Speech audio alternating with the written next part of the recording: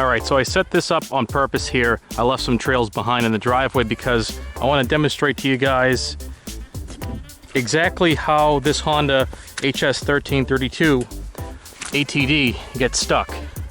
So right off the bat you can see the auger is filled with heavy slushy snow, and right now the machine is being weighed down because of all the weight of the really wet saturated snow that's attached to the auger. As you can see, it's pretty tough. So the first thing you're going to see happen when the machine starts to get clogged is that your auger will get filled like a drum with solid snow. Right now the impeller is totally free. There's nothing obstructing it. There's no slush in there. That's clear. So right now the chute is totally clear. There's nothing obstructing the chute besides just a little bit of slush that's not causing a problem right now. But I'm going to clear up this area here all the way down the driveway and then show you exactly the condition where the Honda will clog. And that's because of this collar or baffle right here.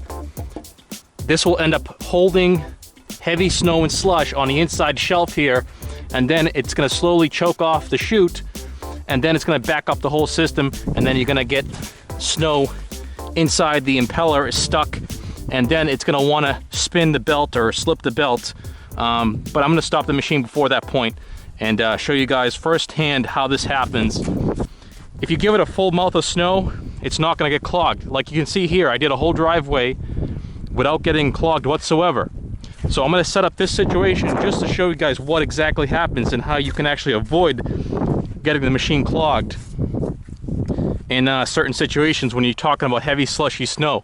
Like right here, we have 2 feet of heavy slushy, you know, saturated snow. This is super heavy stuff, and I've been clearing it with the machine. It's not a problem. As long as you take a good solid bite out of the snow, you're not going to pose an issue when it comes to getting clogged. So see right here, this is like heart attack snow. Perfect snow for snowballs. It's very clumpy and it's heavy stuff.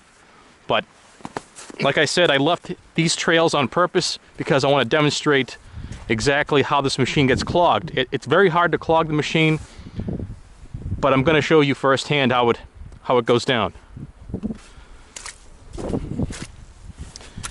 When I use a snowblower, I like to use some earplugs because it is somewhat noisy.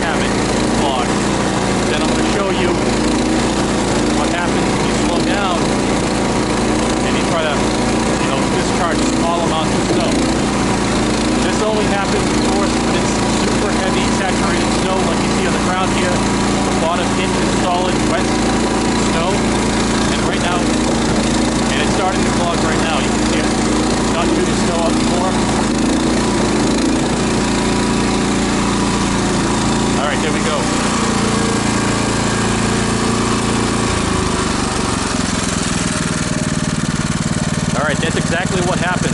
You have a column of heavy, slushy snow. I wouldn't even consider this snow, this is just pure slush stuffed in the chute.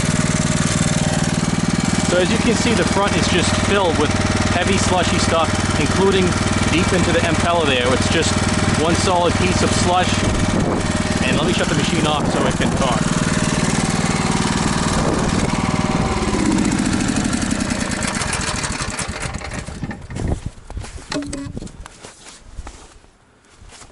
All right, so this is all clogged up.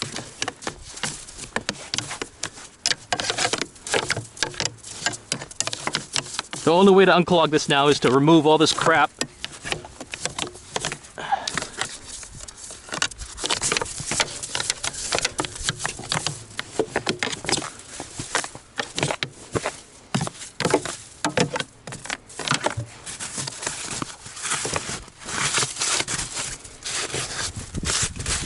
So like I said, I did this on purpose. This doesn't usually happen. You can totally avoid this from happening. So as long as you take a full bite of snow and not just take the small stuff at the end when you do the final cleanup, you could be okay. But I'm doing this as a demonstration, obviously. So as you can see here, we have a full column of heavy slush stuck in here.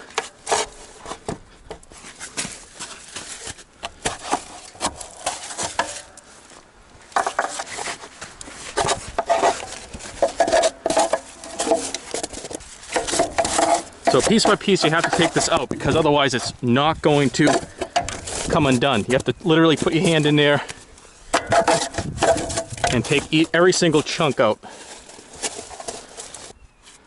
So this is what's stuck deep into the chute here, where the opening of the impeller is. You got this solid chunk of slush.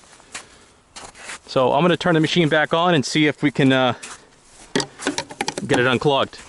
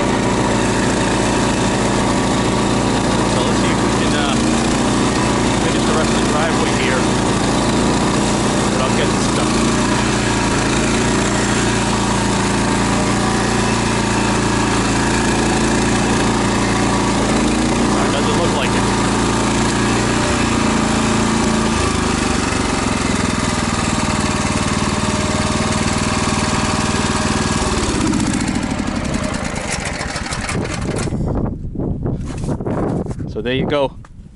It happened once again. Shortly after removing the previous clog. Not too bad in the front, but if I were to just chew in some more of this slush, it would have made its way up to the impeller and start attaching itself to the auger because it wasn't being discharged. So once again, take your chute clearing tool, and that's what we're working with. Heavy, solid snow.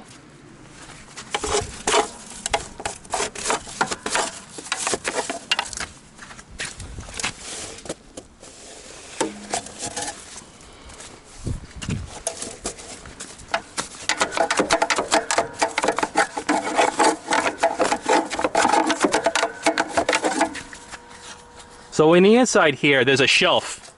Okay, it's not a full diameter opening, same width as this chute. So you have a shelf, and what's happening is the slush is settling down on that shelf, and then this collar right here is actually holding all that slush in. So on my previous HS1332, it did not have this collar, and that's why it was such a good machine in slush. It would never get clogged. I was so confident in the machine not getting clogged that I actually took out the chute clearing tool and the clamps off the machine and put them in the garage. I never needed them.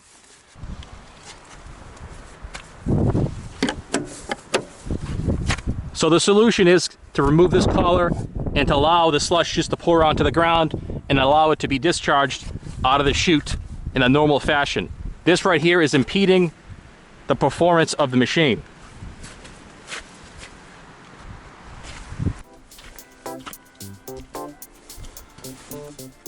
So the reason why they have this collar here, and they did not have it on previous generation Hondas, especially the ones sold in the United States, is because this cowling was not there.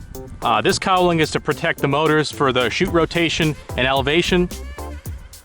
So because of this cowling being here, this is why they put the collar there. That way you could totally clear this and nothing will get kind of blown onto the cowling. But I really don't see a problem by removing this collar, especially if you have the chute pointed in this side of the machine. Most of the time the snow is being discharged at such a high velocity that it doesn't have time to build up on this shelf here at all. So in order for this machine to perform just like in my previous HS1332, I have to remove that collar, and that's the end of story.